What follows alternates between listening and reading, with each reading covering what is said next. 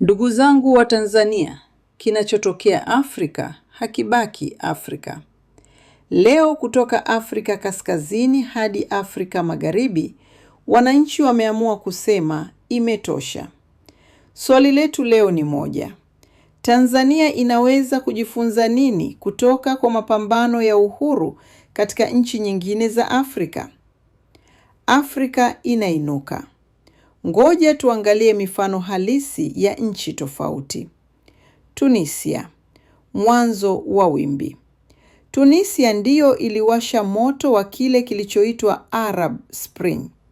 Wananchi waliinuka kwa sababu ya ukosefu wa ajira, rushwa, kukosa heshima ya utu.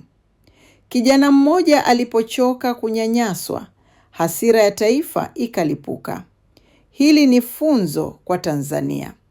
Ukosefu wa haki mdogo ukikusanywa kwa muda mrefu huzaa mlipuko mkubwa.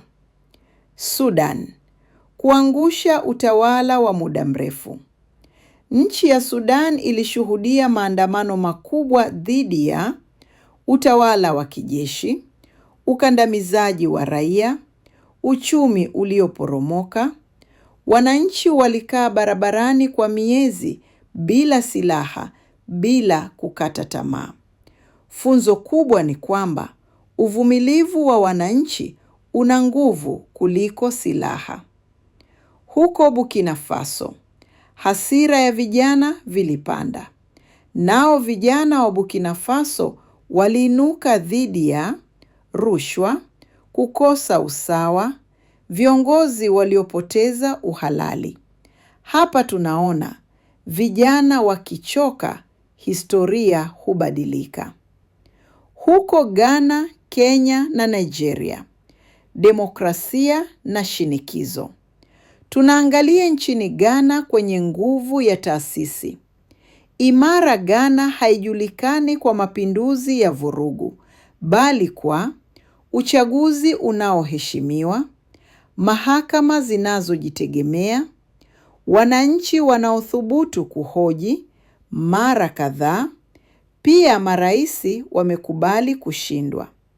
Nchi hii ni funzo na mfano wa kuigwa na Tanzania.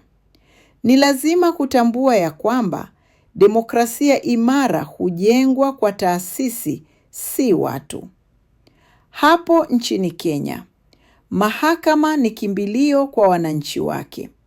Kenya imeonyesha kuwa mahakama zinaweza kusimama, maamuzi yanaweza kupingwa kikatiba.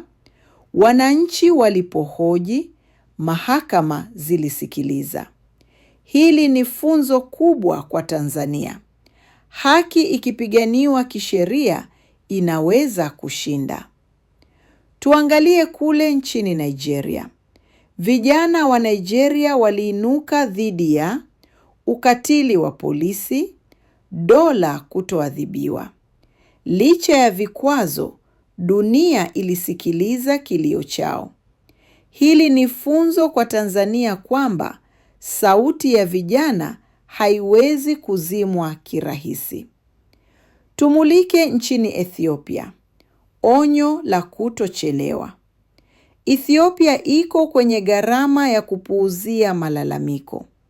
Ethiopia ilikuwa ikisifiwa kwa ukuaji wa uchumi na utulivu wa juu, lakini malalamiko ya muda mrefu yalipuuzwa, yakakandamizwa, na matokeo yake imezuka migogoro mikubwa ya ndani.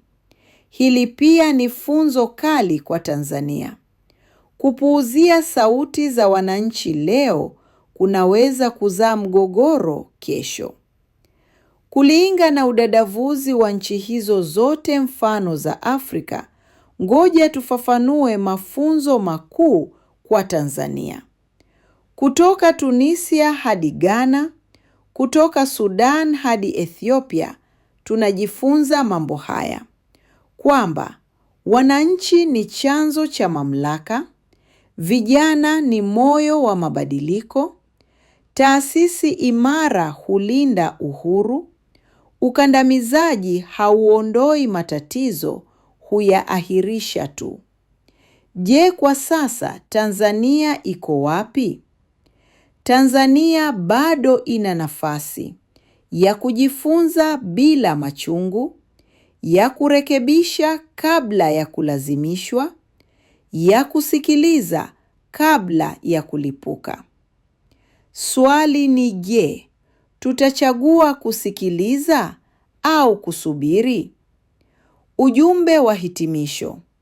Afrika inatoa onyo. Afrika inatoa funzo. Afrika inatoa mfano. Uhuru haukopeshwi. Hudaiwa kwa hekima, sauti na mshikamano. Zaidi ya mipaka, Tanzania ina mengi ya kujifunza.